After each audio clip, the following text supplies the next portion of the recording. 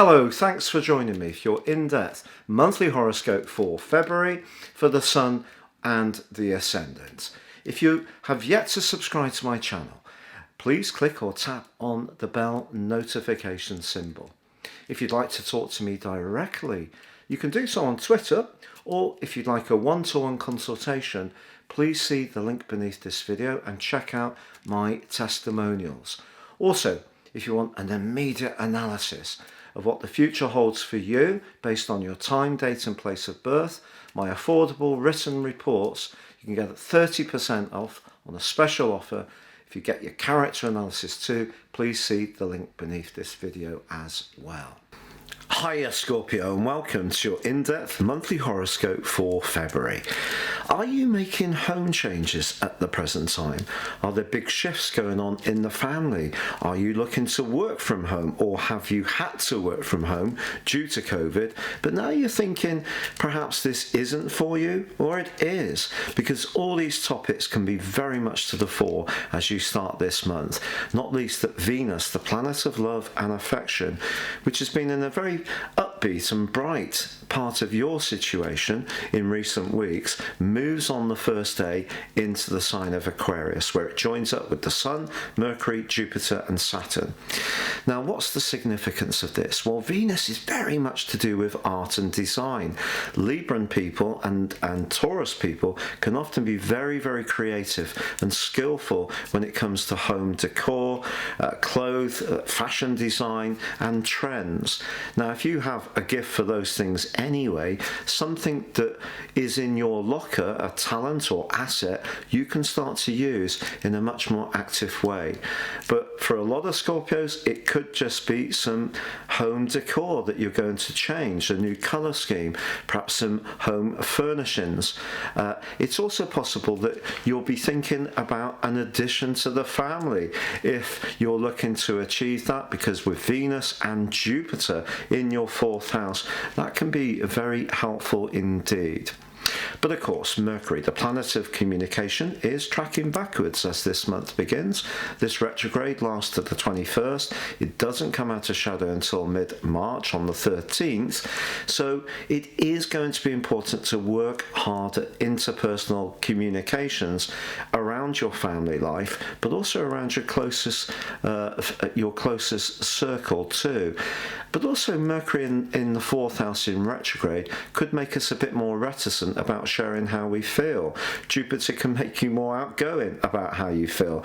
And Saturn in the fourth house, well, of course, dour old Saturn does have a pretty severe reputation.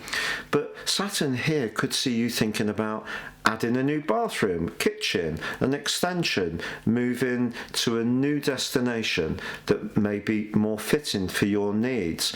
So there's a lot of activity going around where you live, how you live there, who with, in terms of the more emotional dimension, your inner relationship with your own inner world, and the most important relationship any of us will ever have is with ourselves. That's fluid at the moment, and I do feel that some thoughts can go around your mind, because Mercury in the fourth house and in retrograde is not its best place in terms of its transit. Have to be truthful there. It's very Cancerian. Cancer and Mercury don't go together quite so well. But the key here is not to overanalyze things. It is to think about things, reflect, but then share how you feel. And Venus being in this area, along with Jupiter, and the two come together marvelously in week 2, could be a real opportunity to have a very sweet moment in terms of saying your true affections for someone, potentially thinking about moving in with someone that you're really drawn to, have forged a relationship with. Or it could be, as I say, in a more physical and decorative sense, these two can see something magical happening there. Now, it is true that your traditional ruler of Mars is in a right angle to the Sun for the first 10 days of this month. Do you know, if you push any changes you want to make a bit too quickly, it could be counterproductive. I'm not saying that you're necessarily going to be impatient. You may encounter someone else who's impatient. It's just Mars square the Sun is going to make us all potentially impatient. But for you, because Mars is in your sector of relating, in natal astrology, the 7th house, so say for example your ascendant was 0 degrees in Scorpio, so if we're thinking about equal house or whole house astrology, Mars being in the 7th house is known as not being the best location for relationships. And that's because the 7th house is about relating, and Mars here can be more assertive. And of course the Sun's in the part of your horoscope to do with your emotions, the moon. So if you force it, it could be counterproductive. But equally, this combination could push you to do something about a situation that's not working for you. And that may require a bit more daring do. And that could mean even breaking away from something that you know gives you a level of comfort, security, even contentment. But if it's not really making you feel alive, then that may be something that you're reviewing. It's down to you. Saturn and Uranus are forging a right angle across the same houses, the 4th and the 7th for you. Uranus, of course, is much more volatile in the 7th house than even Mars. And Saturn is about that restriction and that limitation. But it could be that someone close to you is going to be quite frank with you about how they feel.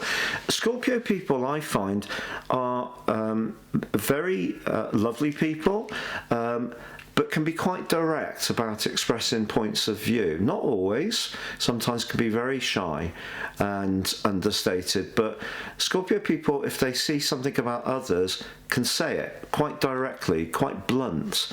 And I think that it's possible that someone can talk to you like that this month, to be honest. So just bear that in mind. Now, from the 4th to the 10th, there is a right angle between Venus and Uranus. So again, that's going to emphasize a break point in a relationship which isn't working. But if you do need to talk something through with the Sun and Mercury coming together in exact conjunction on the 8th, even though Mercury's in retrograde, perhaps the retrograde for you is actually saying how you feel about something that you've kept very closely to your chest over a long period of time, because you don't want to hurt someone, you don't want to rock the boat. But perhaps the time has come when you need to ventilate that, and it will be healthy to do so. The 11th sees a new moon, you know, and this new moon combines with your modern higher octave ruler of Pluto. This is great because in the following month, this does give you a platform to be much more passionate about your feelings and to say how you feel in a really authentic way. Pluto can be very deep line, it can be a bit ruthless. I just feel that this semi-sextile just pushes you to perhaps have a frank discussion with someone. Maybe it's going to be with a sibling, you know, or even a neighbour. As I said before, week 2, if you're looking to add to your family, glorious conjunction between Venus and Jupiter for you. The 18th, however, sees the Sun make its way into one of the most glorious locations for you, the 5th solar house, where it will be for 30 days. On the 25th, it's joined by Venus, and they're linking up with Neptune. But you know, in week 2 and 3, Mars, your traditional ruler, and some traditional astrologers don't even recognize Pluto for your sign, only Mars. Well, Mars is in a beautiful sextile with Neptune. So if there is somebody who really does call out to you, and you kind of have an attraction, but also a sense of peacefulness and calm when you're with them, if there is that kind of relationship that's about to come into your life or develop more fully for you, that's a great time for it to happen. But then having that collective of the Sun, Venus and Neptune all in your 5th house as this month draws to a close, that is wonderful for you. Also, 21st, Mercury ends that retrograde, but I still feel handle emotional communication with care through to the middle of March. 27th sees a full moon in your sector of friendship, group interaction, networking, your future hopes, and it's clashing with the sun in the sign of Virgo. A sign of Pisces. So what is this saying?